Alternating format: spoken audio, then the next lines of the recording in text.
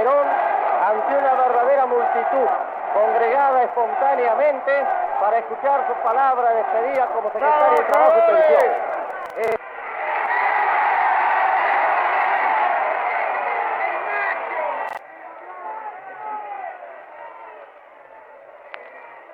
He hablado recién a los empleados y funcionarios de la Secretaría de Trabajo. Les he dicho como un pedido de mi última voluntad de secretario de Trabajo y Previsión.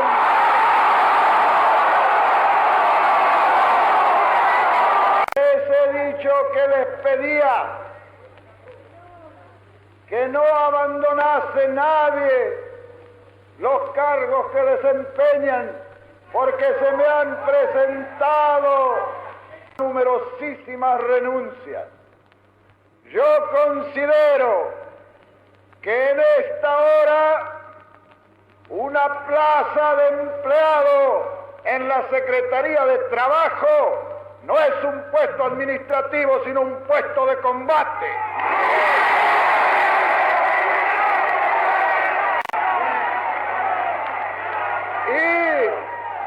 Y los puestos de combate no se renuncian, se muere en el puesto. Esta casa, fundada hace 1 año y medio, se ha transformado en la esperanza de los hombres que sufren y trabajan. Y esa esperanza no la debe defraudar nadie, porque acarrearía una de las más grandes desgracias para nuestra patria. La revolución encarna en sí las reformas fundamentales que se ha propuesto realizar en lo económico-social. Es así que esa trilogía representa la conquista de esta revolución que está en marcha y que cualquiera sean los acontecimientos ya no podrán desvirtuarla en su contenido fundamental. La obra social es de una consistencia firme que no cederá ante nada. Y esa consistencia social la aprecian no los charlatanes, sino los obreros que la sienten. La Secretaría de Trabajo y Previsión, que hace 1 año y medio comenzara 2 enormes tareas: las de organizar esa Secretaría y durante la marcha ir consiguiendo las conquistas sociales que consideramos de primer orden y más importantes para la clase trabajadora. Sería largo enumerar las conquistas obtenidas en lo que se refiere especialmente al trabajo, a la organización del trabajo, a la organización del descanso, a la organización de las remuneraciones, como asimismo a todo lo que corresponde a la previsión social. Esta tarea realmente ciclópea para realizar en 1 año y medio se ha cumplido. Los muchachos peronistas, todos unidos triunfaremos y como siempre daremos un grito de corazón por enseñar al argentino.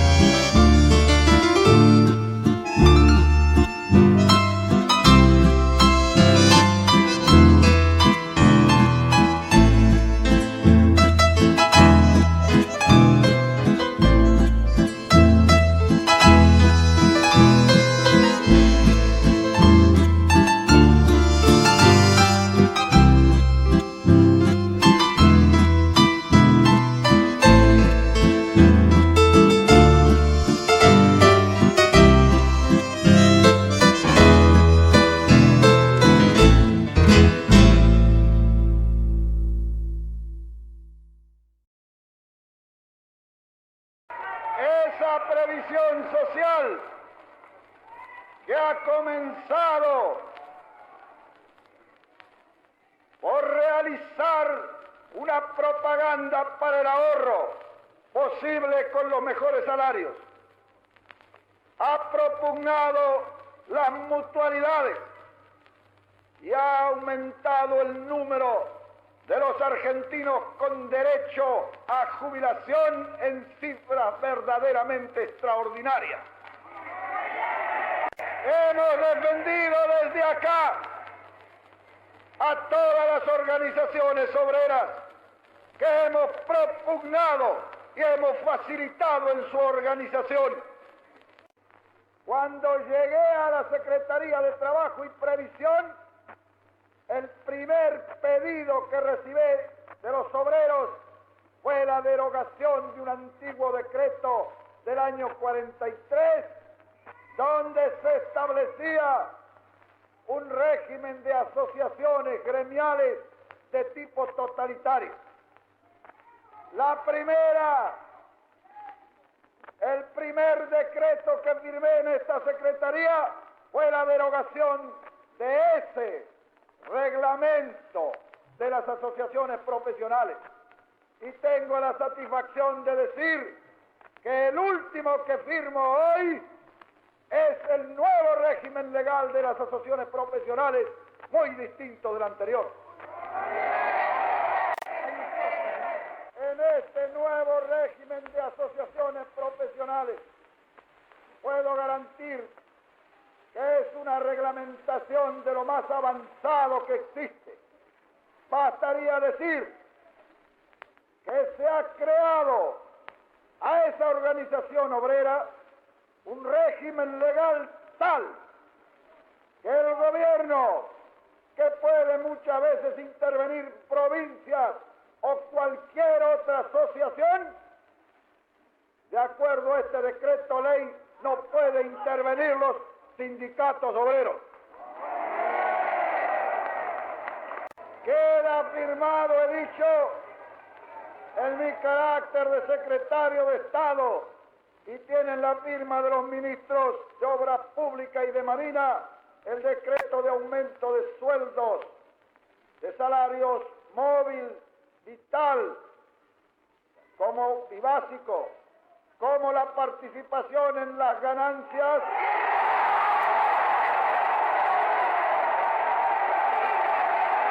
decreto que no solamente beneficia a los que fueron de esta iniciativa, la Confederación de Empleados de Comercio, sino a todos los trabajadores argentinos.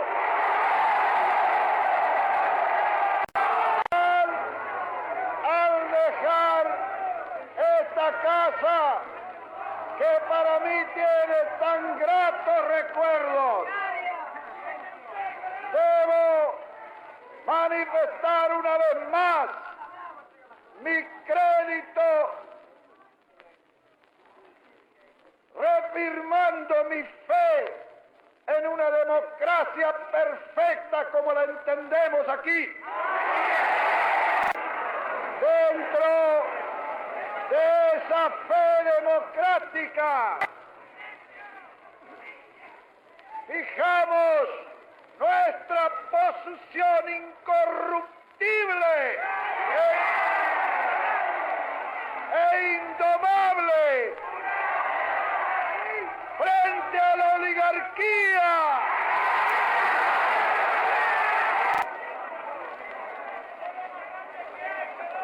Por eso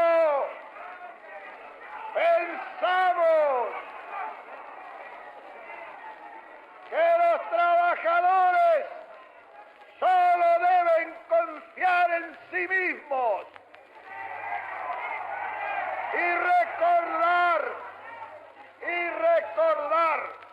que la emancipación de la clase obrera está en el obrero mismo.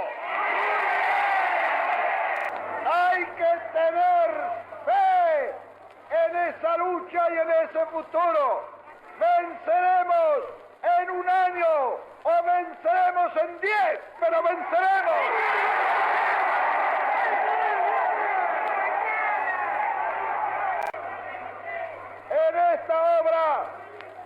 y sagrada, me pongo desde hoy al servicio del pueblo.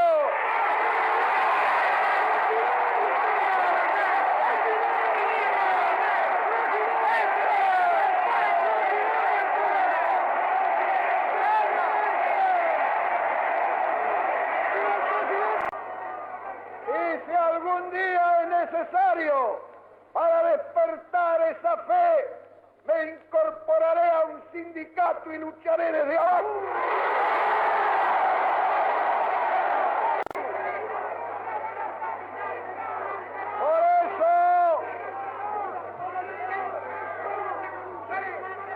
Por eso, al dejar el gobierno e incorporarme al pueblo en mi calidad de ciudadano, les pido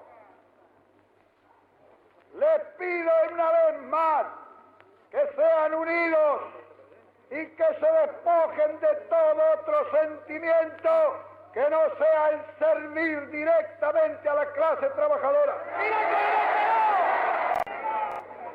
Desde anoche, con motivo de mi alejamiento de las funciones, ha corrido en algunos círculos la versión de que los obreros están agitados. Yo les pido que en esta lucha me escuchen. No se vence con violencia, se vence con inteligencia y organización. Por eso les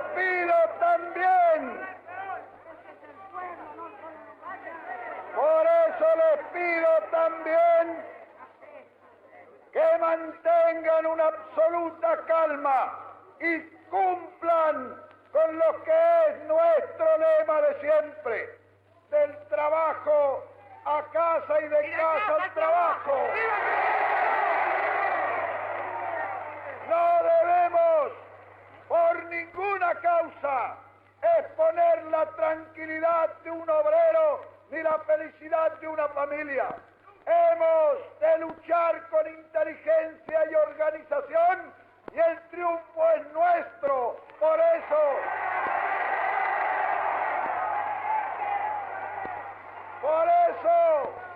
debo decirles que he hablado con el excelentísimo señor presidente de la Nación, y él me ha prometido que la obra social y las conquistas serán inamovibles y seguirán su curso.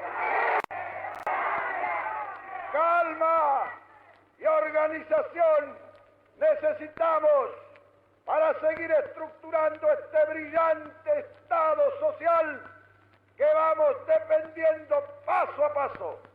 Y si algún día necesito entre sus filas, he de formar para obtener lo que sea necesario.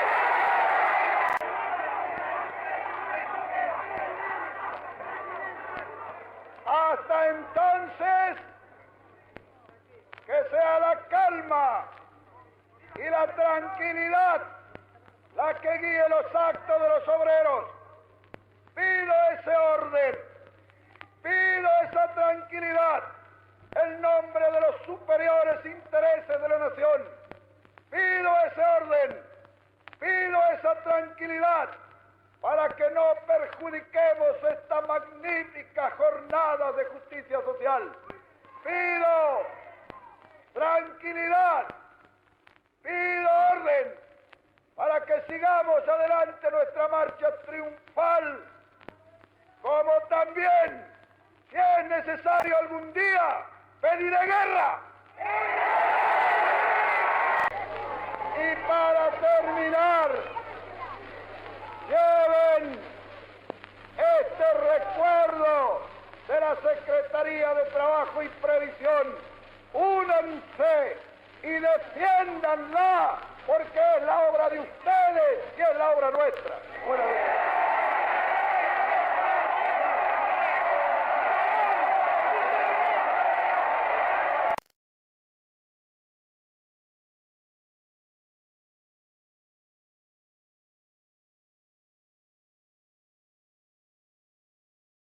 Producida la revolución del 4 de junio de 1943 por el GOU, o grupo de militares que ya lideraba el coronel Juan Perón, comenzó desde su flamante Secretaría de Trabajo y Previsión la ardua tarea de poner al día la vetusta legislación laboral y la implementación de las primeras medidas concretas para el beneficio de los trabajadores argentinos. Así se produce la revolución del 4 de junio. Esa revolución, en realidad, de verdad, es el punto de partida, es el golpe de Estado que nos posibilitaba a nosotros preparar desde el gobierno la revolución. Aspecto que es muy importante considerar, porque la preparación de una revolución desde la oposición es muy diferente a realizar una revolución desde el gobierno.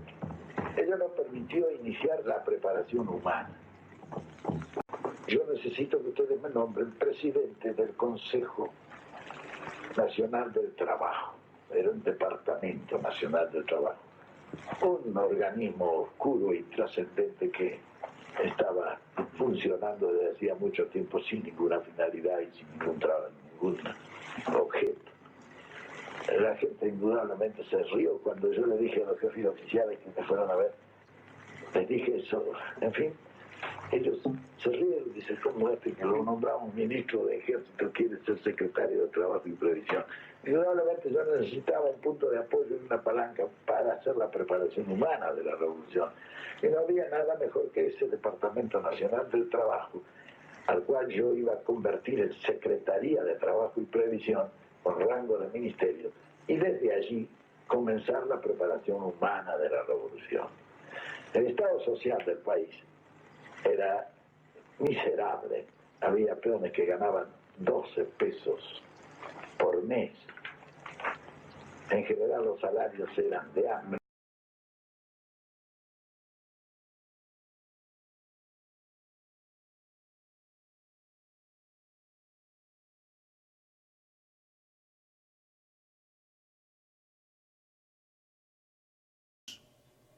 La tarea del coronel fue vasta, ordenadora y verdaderamente pro-obrera, convirtiéndose en peligrosa para las clases dominantes luego de la sanción del Estatuto del Peón de Campo y las leyes sociales para todos los trabajadores.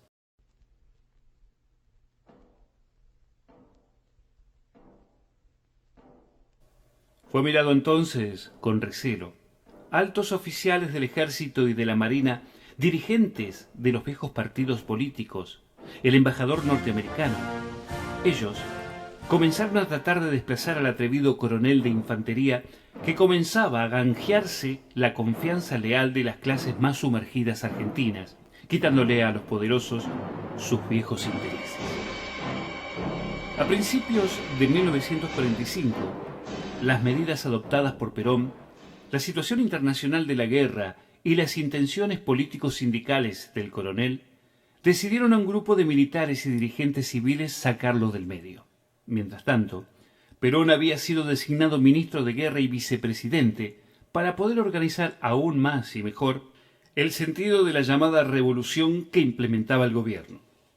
Un acuerdo tácito entre algunos de aquellos críticos y Perón se fijó para mantener una concordancia institucional. Sin embargo, los militares presionaron aún más al presidente general Farrell para quitar al coronel del camino. En octubre de 1945, todo se precipitó. Los enemigos de Perón, unos que los vieron ambicioso y peligroso, otros lo criticaban por tener una joven actriz como novia, lisa y llanamente lo celaban, otros tantos, pero todos decidieron actuar. La guarnición de Campo de Mayo tuvo estado deliberativo. Su jefe, el general Eduardo Ábalos, quien había sido bastante compinche de Perón en los días del GOU, ahora era el portavoz del golpe al coronel en el ejército. En la Marina lo era el nuevo ministro del área, el vicealmirante Héctor Bernengo Lima, quien odiaba a Perón con todas sus fuerzas.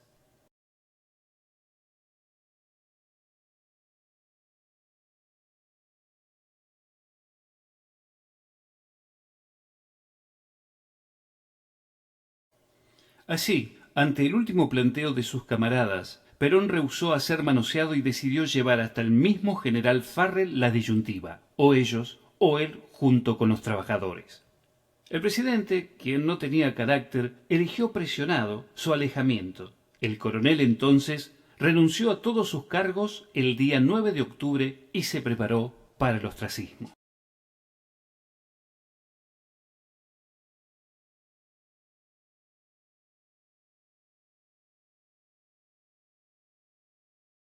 Lo que ustedes quieren es ponerme a mí ahí para manejarme ustedes. Y digo yo, no, y yo para eso no sirvo. Entonces se enojaron. Yo me enojé también y dije, bueno señores, ahí tienen los planes, está toda la preparación de la revolución hecha. Si ustedes quieren realizarla, ustedes realícenla. Renuncié a todos los cargos que tenía y me fui a una isla del Tigre de un amigo para desprenderme de eso. Tomé mi valija, que todas mis cosas que tenía, yo seguía estudiando allí nomás. Cuando yo me fui, indudablemente toda esa enorme preparación humana comenzó a mover del piso el gobierno, porque no era un asunto tan simple. Entonces dijeron que yo estaba preparando una revolución al gobierno de Farrell, o un golpe de Estado.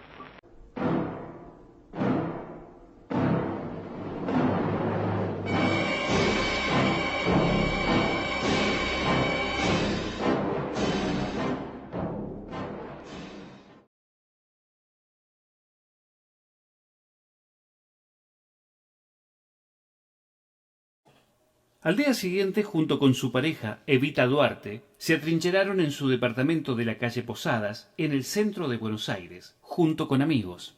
A su vez, la mayoría de los colaboradores del coronel en el gobierno fueron despedidos y las oficinas creadas por Perón casi desmanteladas. El jueves 11 se dirigió la pareja hacia la localidad de Florida, a la casa de una hermana de Evita, Elisa, y el viernes 12, temprano, a una isla del Delta propiedad de un amigo. En esa misma jornada, feriado nacional, se produjeron varios movimientos contra el coronel en Buenos Aires. En la Plaza San Martín se reunió una muchedumbre de clase acomodada a los que el almirante Bernengo les brindó un encendido discurso contra Perón. Por la noche hubo tiroteos. Ábalos y Bernengo Lima presionaron a Farrell para detener a Perón. El presidente, fácilmente manejado por los enemigos del coronel, ordenó ir a buscar al Delta y trasladarlo a un lugar seguro, pero ello significaba la venganza final de los opositores a Perón, que era ni más ni menos que la prisión del coronel.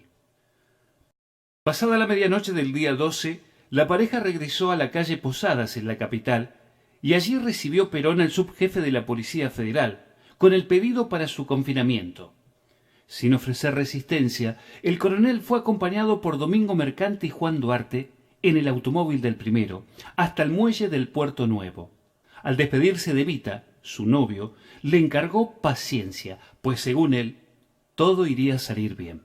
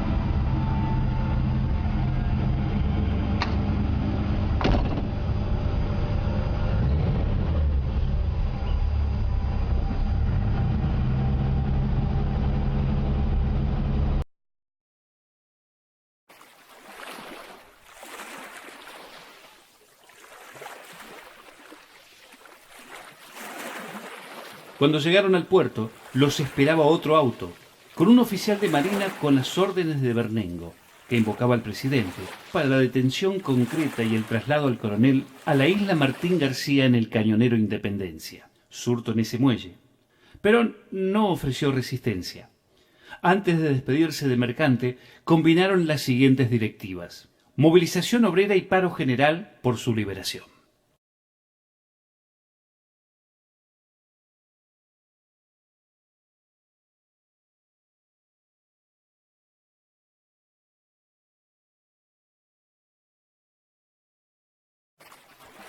De casi 4 kilómetros cuadrados y separada por las aguas del Río de la Plata del continente, la isla Martín García soportaba en la primavera de 1945 un clima bastante agradable, a pesar del propio ecosistema inestable y especial. A 46 kilómetros del puerto de Buenos Aires, tenía vegetación, arenas y una flora y fauna propia. A pesar de un aparente clima benigno, la humedad reinante en casi todo el año imprimía a sus pobladores una sensación de frío penetrante que calaba los huesos, sobre todo por las noches. Y esto podría afectar a las personas con problemas pulmonares.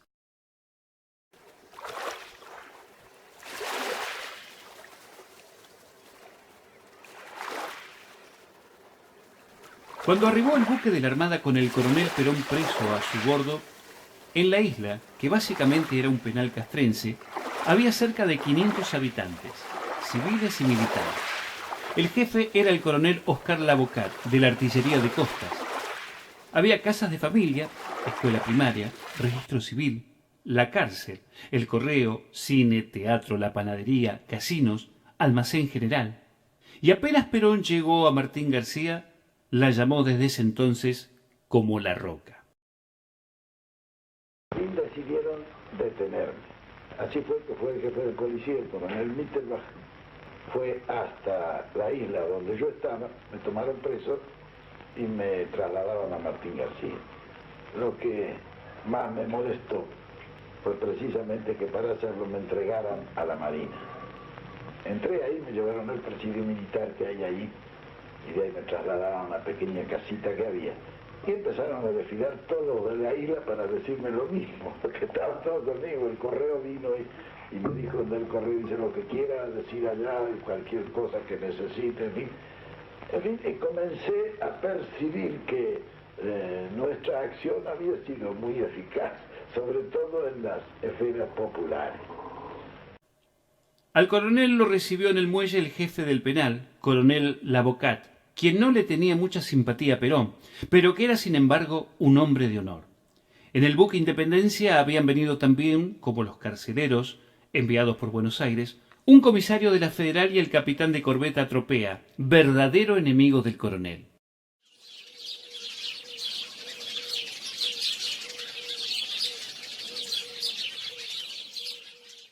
Fue conducido entonces hasta su nuevo alojamiento, a solo 3 cuadras del muelle, a una casa muy vieja, con un comedorcito y 2 piezas dormitorios que daban a la calle Brown, un baño, una cocina y un amplio patio trasero de piso de tierra.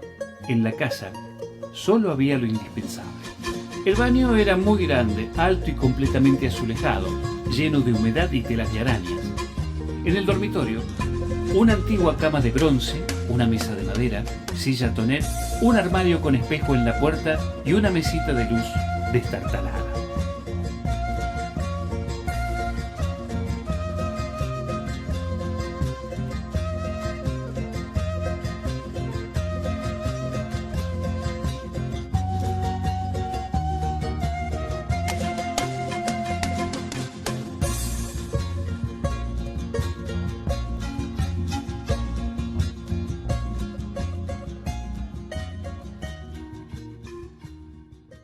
En el amplio patio trasero, pelado de pasto, una larga banca de madera en falsa escuadra yacía al lado de un gran árbol añejo.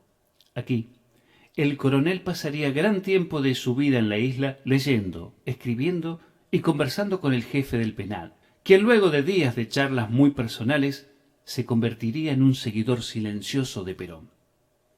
La galería trasera de la casa era como cualquiera de las casonas de Buenos Aires, y la cocina, que daba a la calle Brown, también. tenía de todo menos los alimentos necesarios. Había un calentador de campaña, un piletón y una cocina a leña de dudosa eficiencia. Apenas instalado el coronel en su nueva residencia, le fue colocada una guardia de 2 infantes de marina, con armas, afuera, en la calle y en la parte trasera del patio, desde donde podía verse a Perón a través de un alambrado perimetral. Alrededor de la casa se hallaban varias viviendas destinadas a oficiales de la isla y también a civiles. A 1 cuadra y media estaba la casa y la estafeta del correo. Su jefe era un italiano, Carmelo Longobardi, quien sería el personaje más importante de la isla después del jefe militar en la estadía del coronel, ya que aquel le enviaría muchas de sus cartas secretas a la capital, sin que nadie se enterara nunca. En esos días de la Roca, el coronel Perón tendría sinceras amistades y nuevas adhesiones en casi todos los oficiales y suboficiales de la Marina en el penal, y casi todos los civiles pobladores. Ya ubicado, lo primero que hizo fue escribir algunas cartas a Buenos Aires. La primera a Evita y a Mercante, luego al ministro de Guerra Ábalos, al hermano Mario Avelino al Chubut y otra a su novia.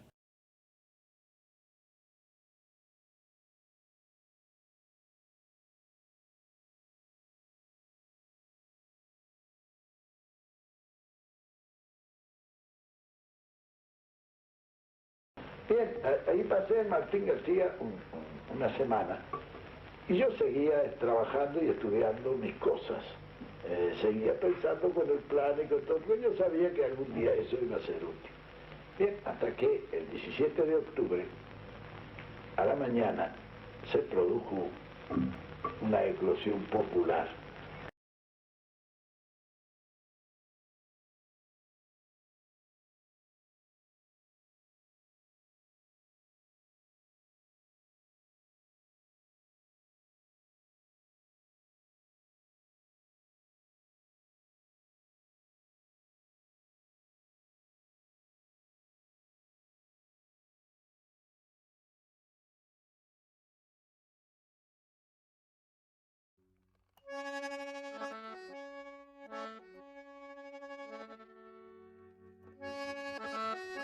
En Buenos Aires, mientras tanto, el círculo del coronel comenzaba a movilizarse de acuerdo a las instrucciones a Mercante.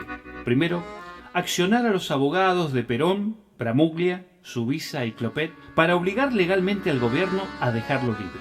Y segundo, las conversaciones con los principales sindicatos amigos para comenzar una huelga general. Cipriano Reyes, de la Carne, fue el principal militante de esas jornadas. En el campo de los detractores del coronel, Farrell ya no manejaba la situación para que Bernengo Lima y Ábalos ordenaban el desmantelamiento del edificio peronista. Buscaban encarcelar a los colaboradores del preso, a Russo, a Renzi, a Mercante, a Civilino, a Perrota. Al mediodía del día 14, y según un plan trazado por los colaboradores de Perón, llegó a la isla el capitán médico Miguel Ángel Maza, quien lo atendió al coronel alguna vez en el Ministerio de Guerra, y ahora buscaba hablar con el preso para ejecutar dicho plan, la liberación de Perón, mediante un truco muy arriesgado. Se preveía así sacar al coronel de la isla inmediatamente y de las garras de la Marina, para llevarlo a Buenos Aires y luchar allí con los trabajadores en la calle.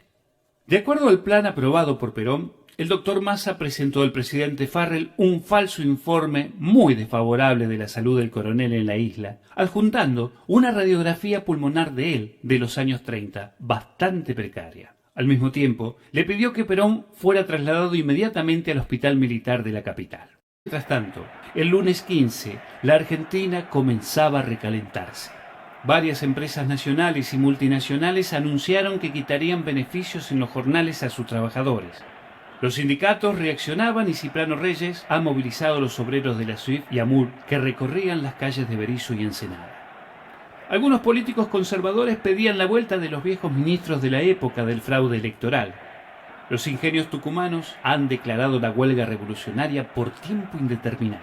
La CGT, compuesta a su cabeza de varias líneas políticas, convocó una reunión plenaria urgente.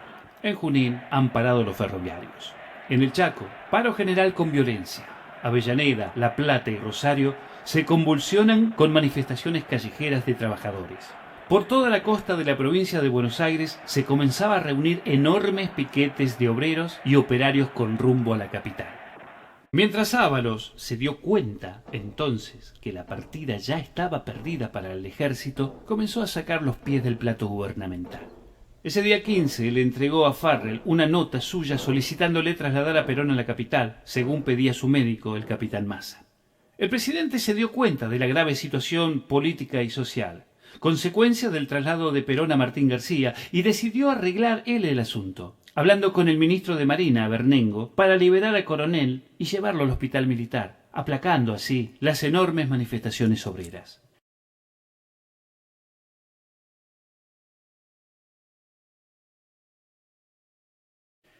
En un intento más por dejar a Perón fuera de la capital y preso aún por la Marina, el martes 16, Bernengo convenció a Farrell de enviar una comisión a la isla para revisar al prisionero y ver realmente su estado.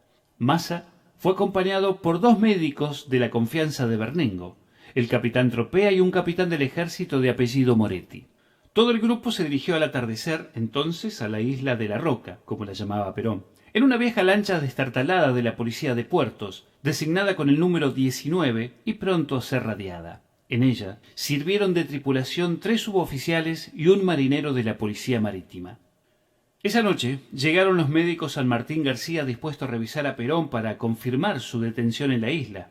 El coronel no se dejó revisar, de acuerdo a lo convenido con Massa, y se pidieron instrucciones por Radio Buenos Aires. A pesar del almirante Bernengo, Farrell se impuso por fin y, cansado de la situación, ordenó específicamente que el coronel Perón fuera transferido directamente a la capital, al hospital militar. En el mismo momento que se tomaban estas decisiones en el casino de suboficiales de la isla, un nutrido grupo de pobladores que se había reunido frente a la casa del coronel en la calle Brown para despedirlo, aplaudía el discurso casual que acababa de brindarles Perón desde el pequeño balconcito de su dormitorio. Cuando se acercaron los médicos con Tropea y los oficiales, nadie lo podía creer.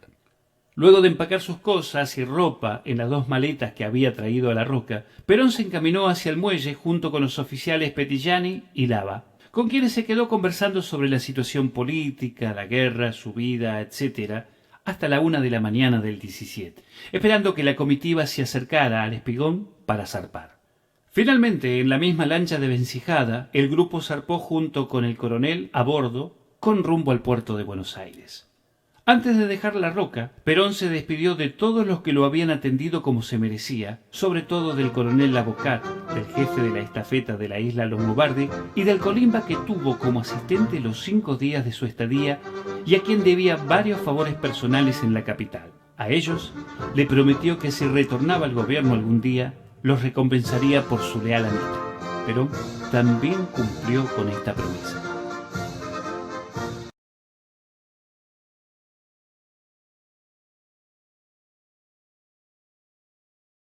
En esa madrugada la CGT declaraba un paro general de 24 horas para el día 18 de octubre por 16 votos contra 11 de sus delegados. La Argentina era un hervidero. Por la mañana del miércoles 17, Ábalos pasó a retiro a Perón según su solicitud y éste era conducido desde el puerto hasta el hospital militar, donde fue alojado en distintos pisos hasta quedar internado en la habitación 48 a la espera de los acontecimientos.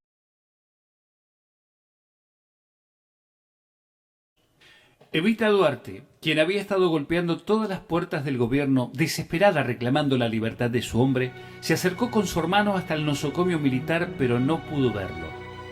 Regresaron así, por la noche, a la calle Posadas, donde comenzaban a llegar los colaboradores y amigos.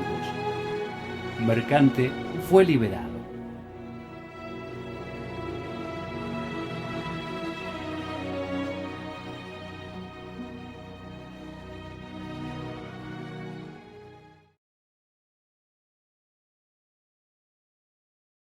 En Buenos Aires las multitudes de trabajadores comenzaron a llegar hasta el centro de la ciudad, hasta la Plaza de Mayo. El comercio cerró sus puertas y los servicios se detuvieron. El presidente Farrell pidió reunión inmediata con sus únicos 2 ministros, Ábalos y Bernengo, y éste le pidió la represión con unidades del ejército. Pero ni Farrell ni Ábalos lo apoyaron. El presidente ordenó entonces al ministro de Guerra ir a verlo a Perón al hospital para liberarlo. Me vinieron a buscar al hospital militar, pero mi general, llama a las elecciones. ¿Qué están esperando ustedes para llamar a elecciones?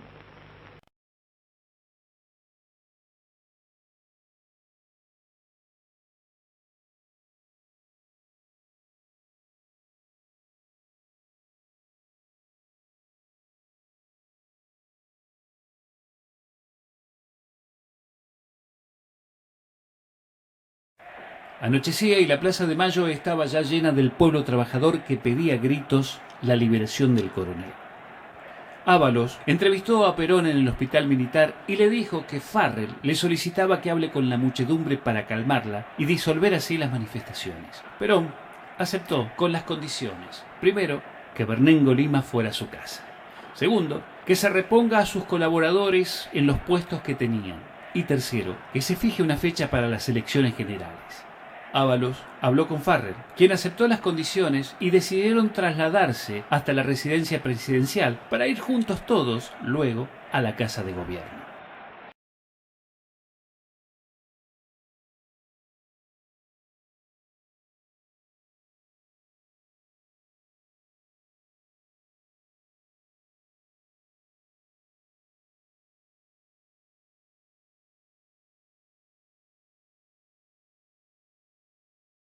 Con el general Farrell, sus ministros, estaban los generales, y me acuerdo que el general Farrell me dijo, bueno, pero dígame una cosa, ¿y qué es lo que cree usted que hay que hacer? Le dije, pero mi general, llama a las elecciones, ¿qué están esperando ustedes para llamar a elecciones? Yo creo que ya el gobierno provisional ha cumplido perfectamente con su misión, se ha preparado ya toda una acción futura, y se le ha enterado al pueblo qué es lo que nosotros queremos hacer. Sabe también qué es lo que quiere hacer la Unión Democrática, entonces que se llama los, si los eligen a la Unión Democrática, allá ellos, el pueblo se habrá, diremos, buscado su propio destino. Y si nos eligen a nosotros, bueno, tendremos la fuerza de realizar lo que venimos pensando. El general Farrell estuvo totalmente de acuerdo conmigo, y entonces él nomás allí me dijo, bueno, perfectamente, llamamos a elecciones. Llamamos, y se miró así un poco al costado, dijo, llamamos en 3 meses. Uno de atrás le dijo, no, los padrones, que sé yo. Bueno, ¿cuánto? Dijo este, 6 meses. En 6 meses hay elecciones, dijo Farrell. Yo me paré y le dije, bueno, mi general, palabra de honor, nos dimos la mano. Y, bueno, le digo, me voy. Entonces dijo, déjese de embromar, venga, estos locos nos van a quemar la casa de gobierno, salga al balcón y háblele para que se vaya. Bueno. A las 10 menos cuarto de la noche entraron por la avenida Lem a la Casa Rosada. Perón, Farrell, Ábalos y todos los civiles y militares. La gritería de la plaza, que estaba repleta de gente, no dejaba escuchar lo que se decía mientras subían las escaleras hacia el ala oeste.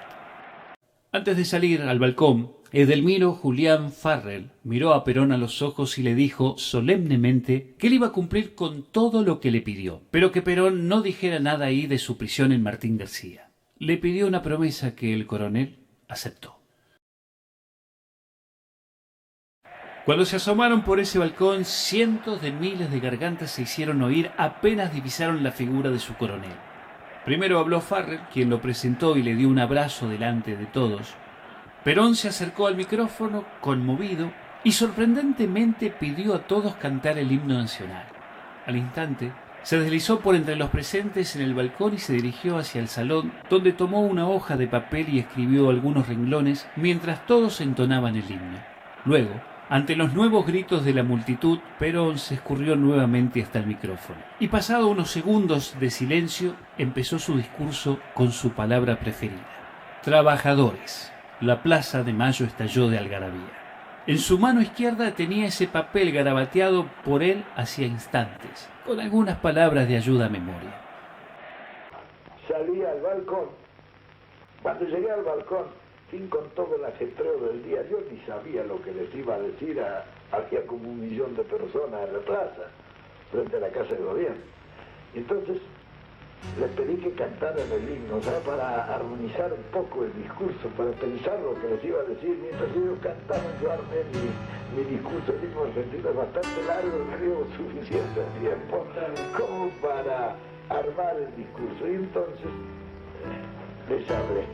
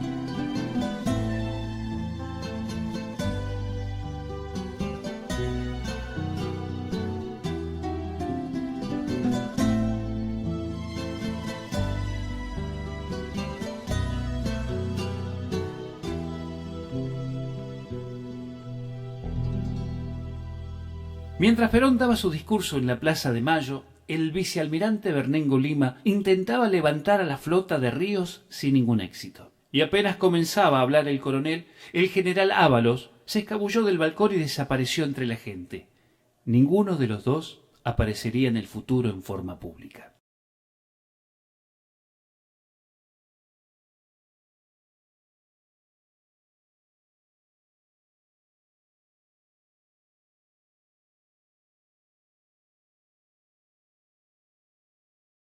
A las 2 de la mañana del 18 de octubre, Perón volvía con sus colaboradores al departamento de la calle Posadas. En el cuarto piso se abrazó con Evita Duarte por varios minutos y le dijo a ella: ahora pasamos a la acción política. Si es necesario, nos anotamos en un sindicato.